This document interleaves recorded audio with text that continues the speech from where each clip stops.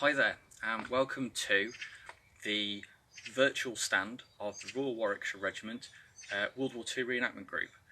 We are proud to support the Ironbridge World War II weekend and their great charity work with Pilgrims Bandits. And although we can't physically have the event this year, we're hoping that we can put together these virtual stands for people to still enjoy, even though we can't do it in person. So my name's Will Thatcher. I run the Warwicks group, and over the course of the videos that I'm going to bring you, my aim is to show you the kind of uniform, weapons, equipment carried by a British soldier on D-Day and D-Day +1, which is the area that we represent, landing on Sword Beach. The idea will be to give you an idea of just how much these guys went through, just how much before you even add in the Germans. We're going to keep them short videos, just so they're nice and easy to upload, and I hope you enjoy them. The first one we have for you today is the uniform, essentially what I'm stood up in here, plus a little bit more. So, let's jump straight in. So, you'll notice I'm mostly brown, and that is the British Army battle dress. So you have the battle dress trousers, and over here, battle dress blouse. Both are wool serge. They're incredibly rough, incredibly thick, quite itchy, depending on if you're sensitive of disposition. And you also have underneath that wool blouse a wool undershirt. The uniform is thick. It doesn't breathe particularly well, but it keeps you warm. It's very hard wearing.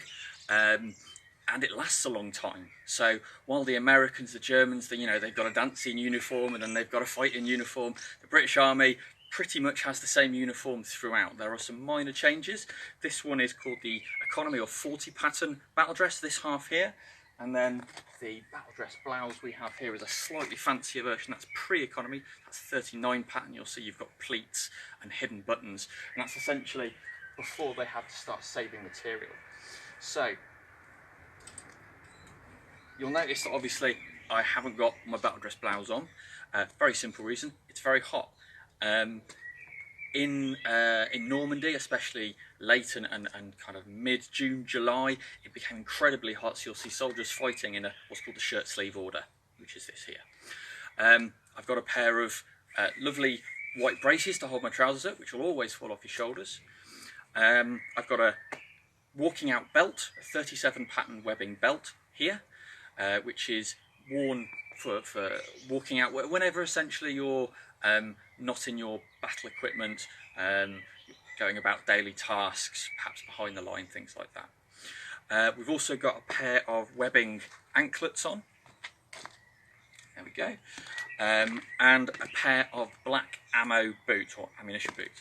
They are metal studs on the bottom. I'll show you there. And again, they're meant to be hard wearing and last, rather than have any other kind of formal function. They're meant to be a solid battle boot. They are covered in boot polish. They're not shiny. You'll notice I'm not a particularly smart soldier at this stage, but again, that is because my impression is not the drill ground. I'm not there stamping about in front of the regimental sergeant major. I would be behind the lines of the Normandy advance, and so I might be in a rest area. So although I'm still shaved, I'm still clean shaved, I've still got short hair, I would not necessarily be the traditional British soldier with bright shiny buttons and bright shiny boots. The boots are boot polished. They're also covered in dubbin, and again that is to make them waterproof. The idea being that as you may understand from the First War, there was quite a lot of cases of trench foot. Trench foot is essentially the rotting of the flesh on the feet from constant submersion in water and having damp feet. So the idea being you have polished boots, or at least clean boots with boot polish and dubbin. They're waterproof, hopefully prevents gangrene, and hopefully prevents you being a casualty. On my head is the General Service or GS cap. It's an absolute cowpat. There is no real right way to wear it.